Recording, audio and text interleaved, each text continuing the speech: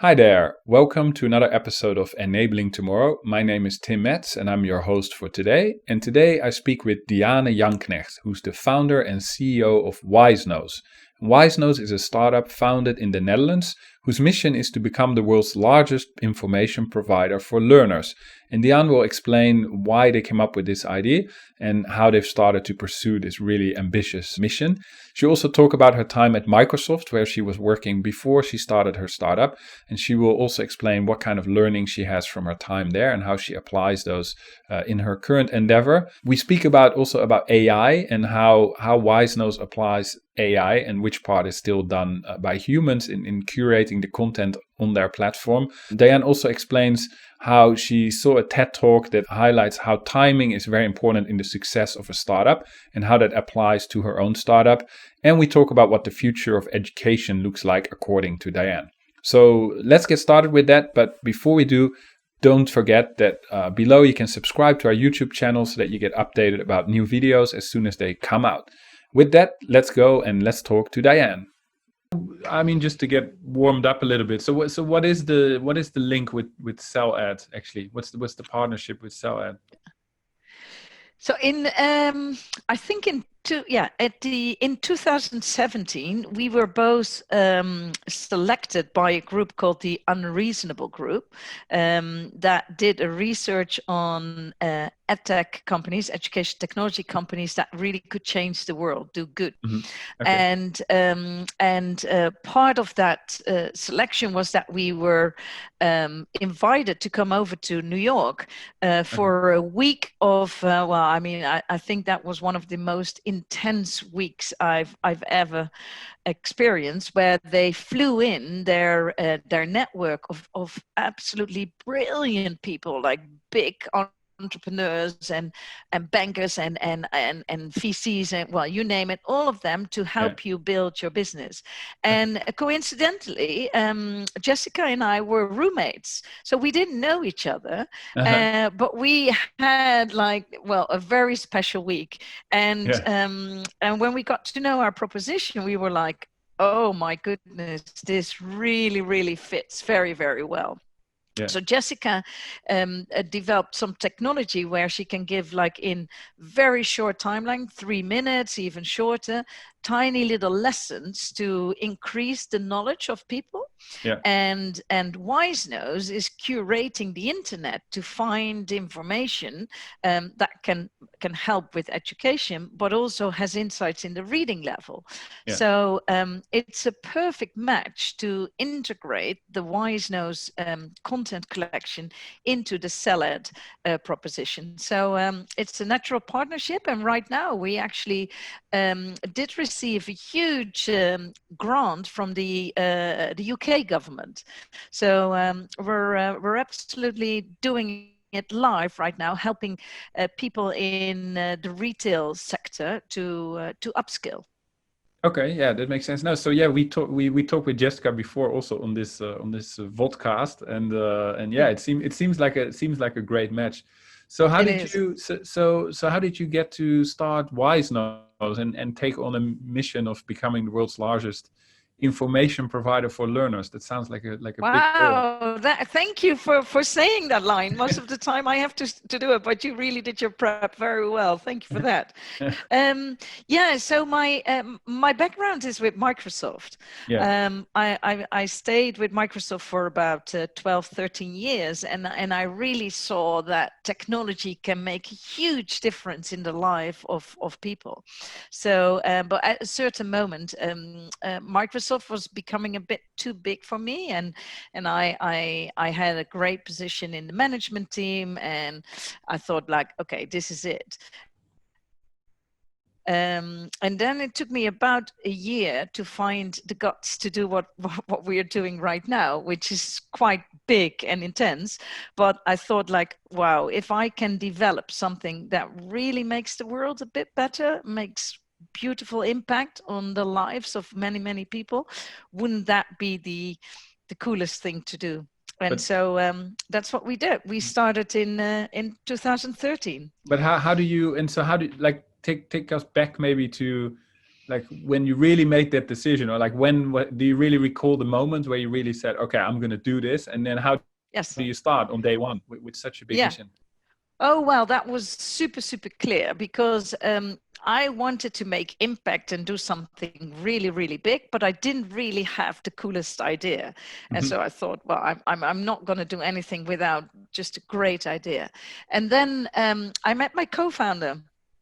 And so sometimes I don't believe in luck. I truly believe that sometimes it's meant to be. And so when I was in that process, I met my co-founder, who's a professor at one of the technical universities here in the Netherlands. And he just finished a huge academic research around the role of the internet for education. And his conclusion was like, wow, there's a huge task for us, but nobody wants to do it. Because he talked to a few of the bigger consultancy type of companies and they all said, way too big, we're not going to do this. And so we met, and instantly I knew, okay, here we are. I got my idea. And he was very happy because he didn't want to do it himself, but he was looking for somebody who could do something with this, with the outcome of those 4 years of academic research across Europe. And so that's been our feasibility study. So that's where we started.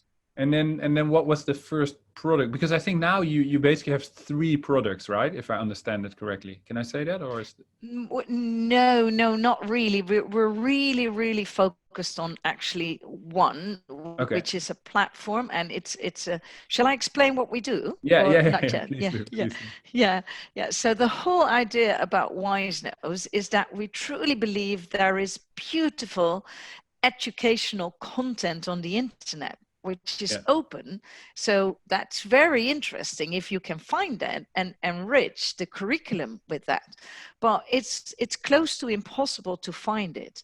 So what we are doing, we're using AI and people to come up with the process to curate the internet. And that's a difficult term, but that means we're finding trustworthy educational content, and then we check whether it's reliable, because there's lots of fake news, and then we add a reading indication, so how difficult is it to read, and then we match it to the topics of a curriculum. And that could be for primary students, secondary students, very much for vocational students, those who are learning a job.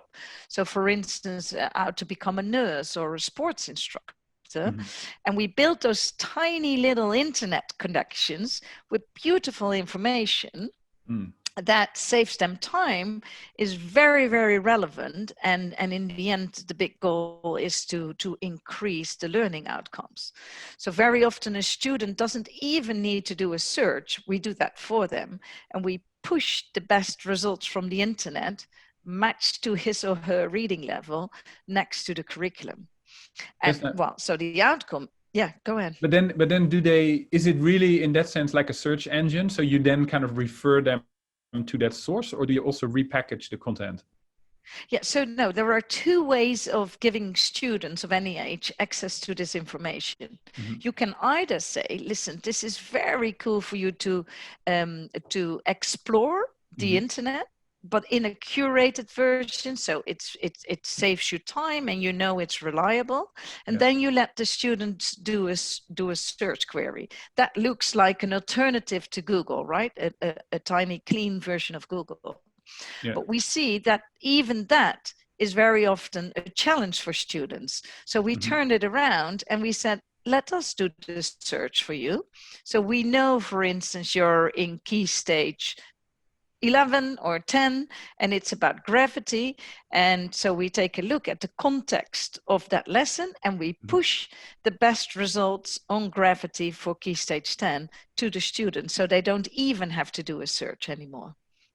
That's nice. And what other challenges do you, because I think I also read somewhere that it's also about making sure they're not in a distracted environment. Like what other factors what are the challenges learners run into that you solve for them?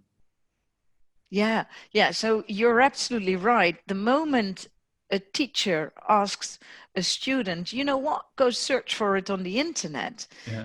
they hardly realize what they are asking. It's way too difficult, even if you're highly educated. But imagine what happens when you're not that highly educated or on a roadmap to be educated. You have to deal with commercial results. You have to find out whether it's a reliable source or not. No child or student ever checks that. And then there are all those cool videos and images that you really are attracted to, or nice things to navigate to. And so it takes the average student a very, very long time to find a relevant resource. And then it's the question whether they can read and understand it. So a good example, for instance, is Wikipedia, which is beautiful, but so difficult to read and understand. And if you want to use the internet for your learning capabilities, then you really need to understand. So what we're trying to do is give them access to the best educational content there is, but without dealing with the current way of finding information on this huge, massive internet with all irrelevant results. That's really nice. And then how in the beginning, I mean, how did you, I mean, if you describe it now, of course, it sounds like it makes sense and you're, because you have built it and it's working, but like in the beginning, what kind of responses did you get from, I don't know, investors or customers, and how did you manage to get some on board? Because it sounds like, especially when you're starting it and there's nothing, it sounds like a crazy idea, where in some way you're saying, we're going to build another search engine. I'm sure most people would say, oh, but I have Google, right? Like, why do I need this? Absolutely. And so quite early in this journey, I did see a little tiny video online, which was a TED Talk. You know the TED Talks, right? And this was from Bill Cross. And he talked about why do certain startups succeed and other ones don't. And so it's just 6 minutes and he looks at all those different things, the founder and the technology and access to capital. And then his main conclusion, it's all about timing. If the timing is right, the enterprise can take off. And so when I saw that video, I was like, "Ooh, this is a bit scary," because people still think that Google is good enough. When I talk to teachers, they don't understand why you shouldn't give access to Google to your student because it's such a beautiful resource. So that was worrying, and to find out how huge this task is to curate the internet for educational content. It's so I don't know how many people told me this was a setup for failure, a suicide, is stupid to compete with the biggest in the world. But hey, if nobody does it, the world is not going to be better and more innovative. So I was convinced that in the end, people were going to realize that I think that the internet is beautiful, but if you really want to use open content, and you should, because it's actual, concurrent, it's beautiful, but then you need help. And that's where AI can make a huge difference. So, and then to answer that from a timing perspective, it really turns out that he's right, because for us, and I need to be very, very careful, but Corona is that change in timing. 1.5 billion students suddenly all at home realizing how important education is, that there is not enough digital content. And so suddenly it kind of exploded on our end. And finally, not only the publishers, but a huge group of people realized what we are doing and that it makes sense. But then how does that, does it mean that timing is then luck? Because now it turns out the timing is right, but you couldn't know that there would be Corona in 2020, in 2013, right? And that's the reason why that little 6-minute video gave me so many nightmares, because there are so many things you have in control, right? And you can work very, very hard, but the timing part is one thing that you do not control. Having that said, it also is a bit of well, I wouldn't call it vision, but at least thinking about the future to kind of estimate, to think ahead, and to imagine what could happen to make a difference. And of course, I mean, I would have never ever thought of a COVID a pandemic. Of course not. No, not at all, not at all. But I did think that at a certain moment there would be something. It could also be something very negative with Facebook, with Google, I don't know, with the big techs, that would make a difference from a timing perspective. Okay. And then how do you, because how do you feel where you are now in the stage of the company? Like what are some recent milestones, and do you feel now that you're successful, or that you know there's still so much work to do, or where do you, because it's also always a very subjective term that people then use, and they say, oh, you raised your funding, so you're so successful. Like, how do you look at that, and how do you look at where you are in that trajectory? Yeah. Well, so we are right now 7 years ahead. We have an office in Amsterdam, which is in the Netherlands, in Europe. Our strategic office is in London, and currently we are expanding to Wizenoze to India, the Middle East, and North Africa. So we're really on a trip of internationalization.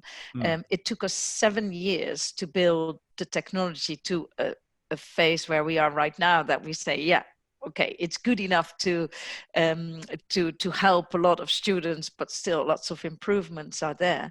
And so one of the things that happened is that Wizenoze was selected to be kind of, I don't know, earmarked to be a potential successful scale-up, which gave me the opportunity to talk to a few 10 to 100 times bigger entrepreneurs about their road to success.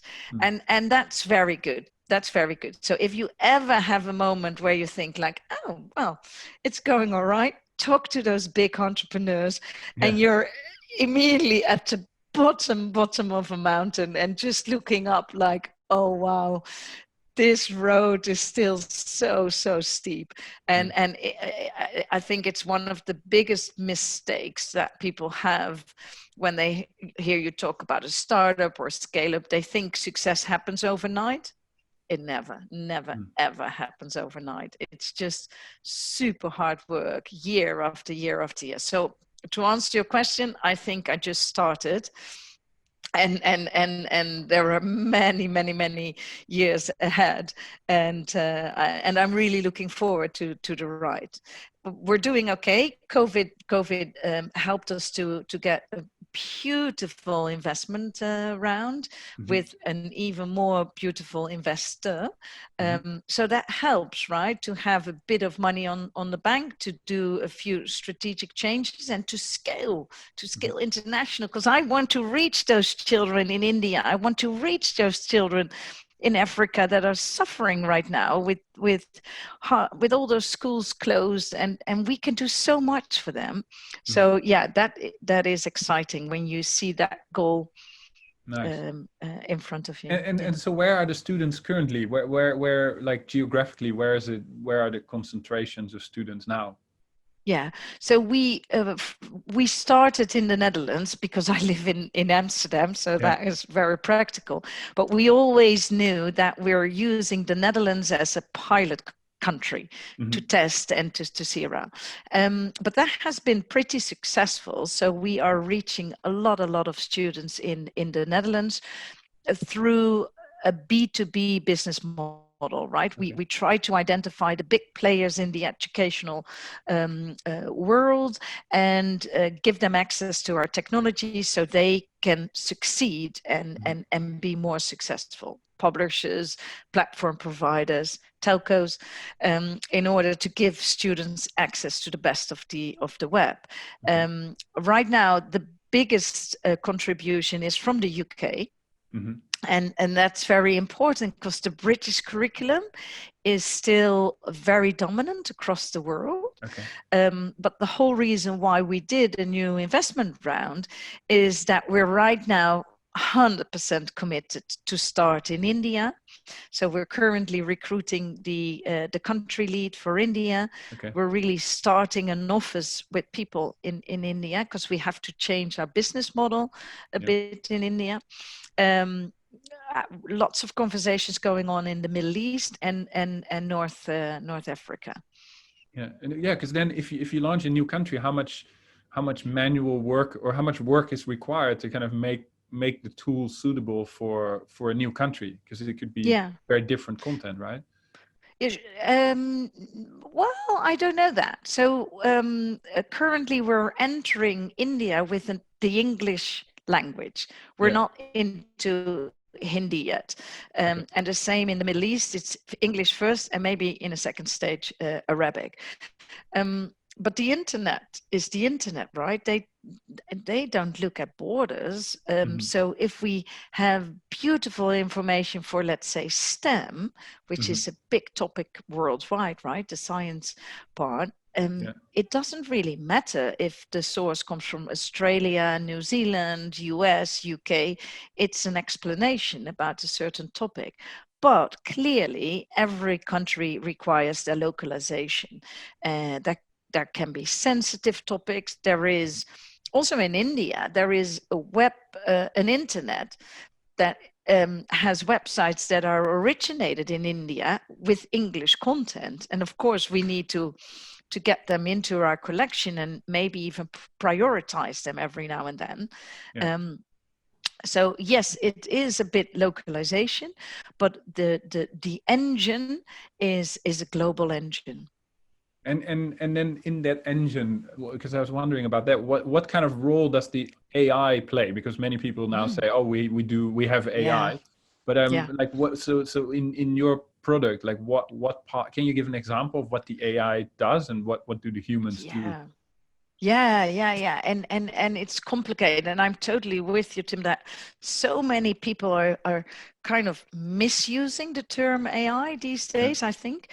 So in our technology, it's a combination of deep learning, natural language processing, and information retrieval. That's the mix. So information retrieval, you need that for your ranking, right? It's very difficult to decide, if you look at a query, which results ranks highest.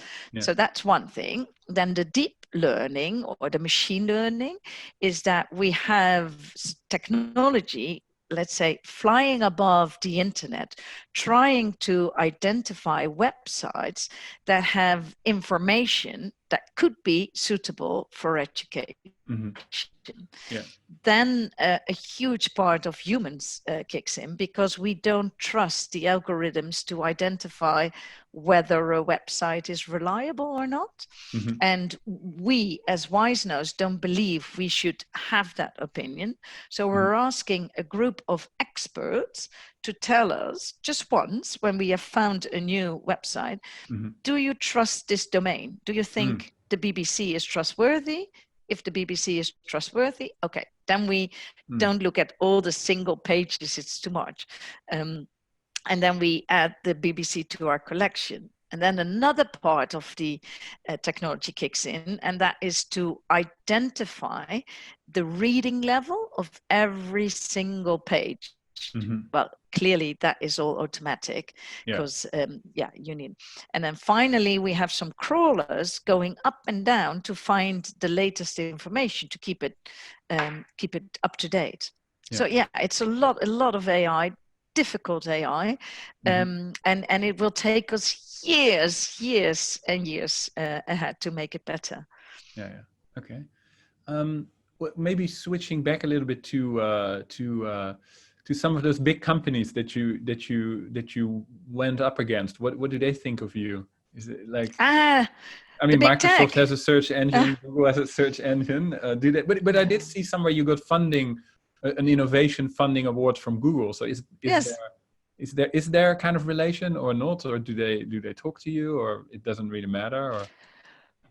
Well, so being an ex-Microsoft, it might help me a bit to know those organizations a bit better. And when you're inside such a big organization, you tend to kind of look down to the very tiny ones, ignore them, and only when they have a bit of presence, then some people might wake up, and it takes a very long time before the majority of those colleagues really wake up. They really have to lose big customers in order to say and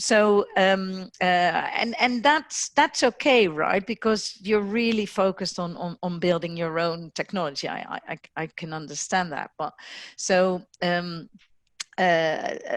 Google did identify the beauty of the technology that we are building. And so I did appreciate it a lot that they gave us a grant to accelerate a little bit.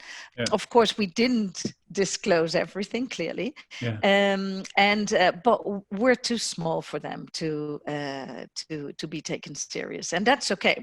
I like that. Let me be in that corner for a very long time, right? And the same with my Microsoft colleagues. So all of them said, you have to come to Seattle and we talk about it. But I won't. So I know them very well, and I'll be traveling up and down to Seattle for a long time, and nothing will happen. So it's okay.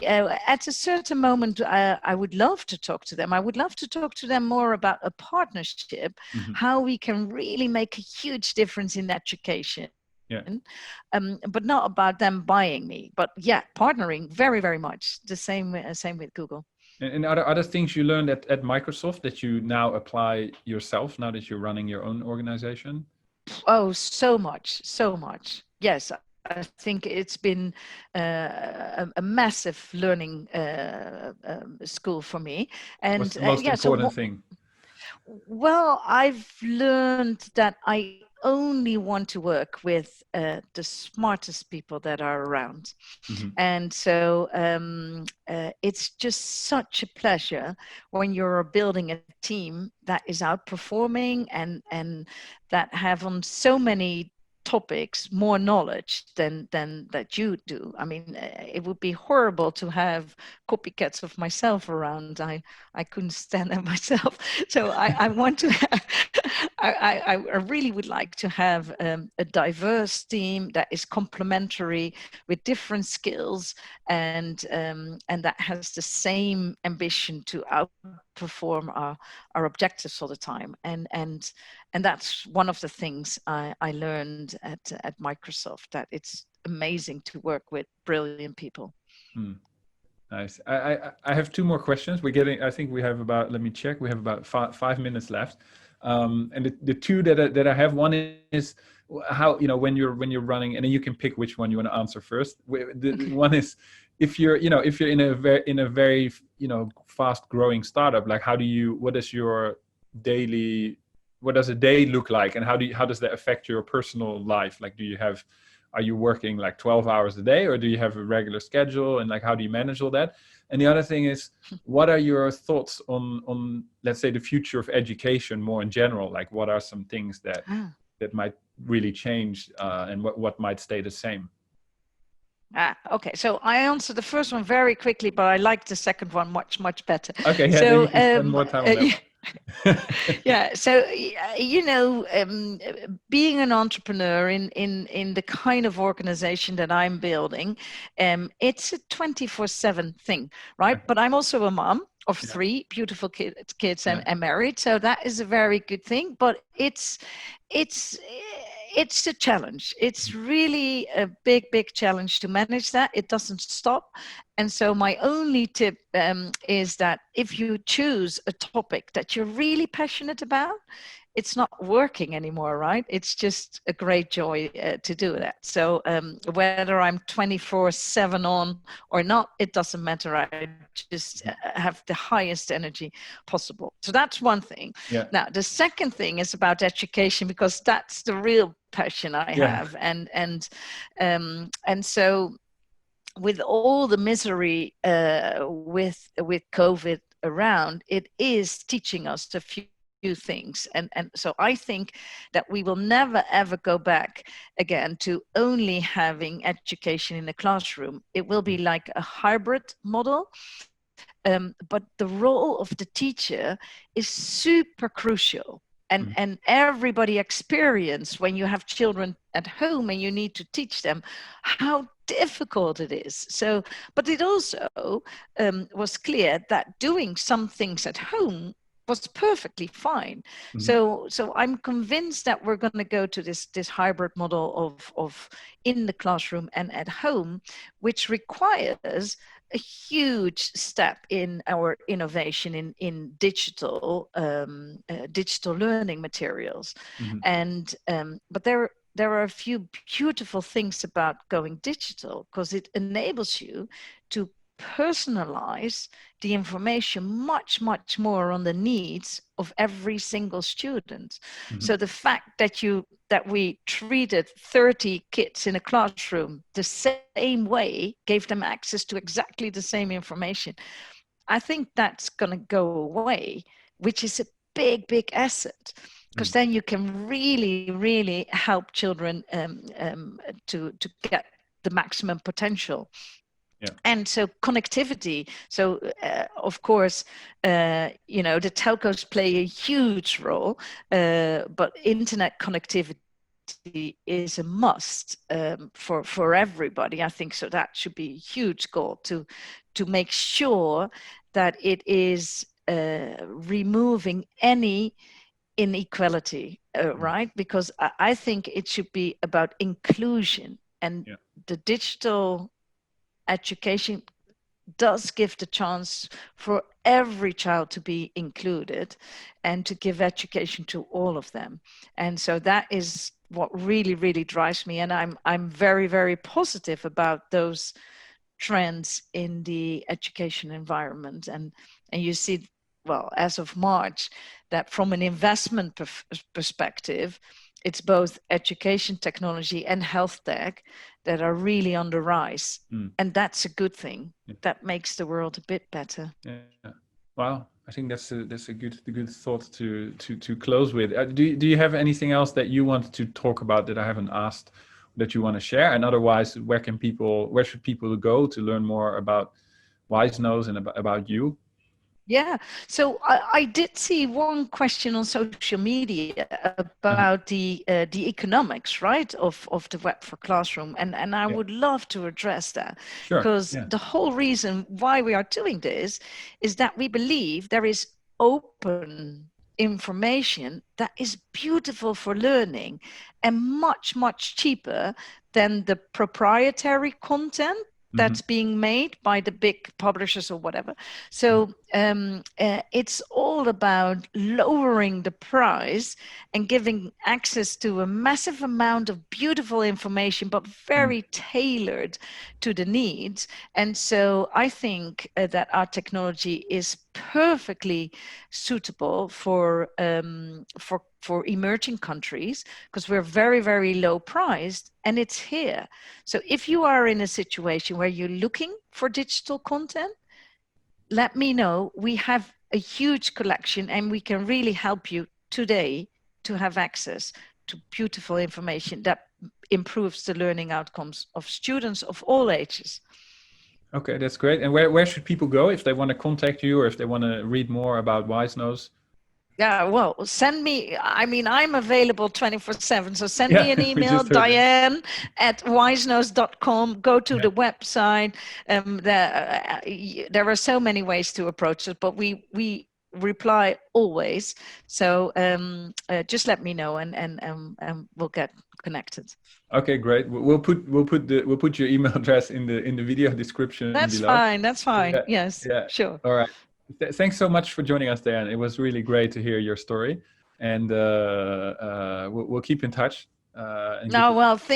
Tim, thank you so much for having me, and I really appreciated that you want to spend time on this. So huge thanks from my side. Sure, you're welcome. It was my pleasure and honor. And if you're watching this at home, thank you so much for watching. If you like these videos, then don't forget to subscribe to our YouTube channel. The bottom is here below. And we will be back soon with another guest on Enabling Tomorrow. Bye-bye.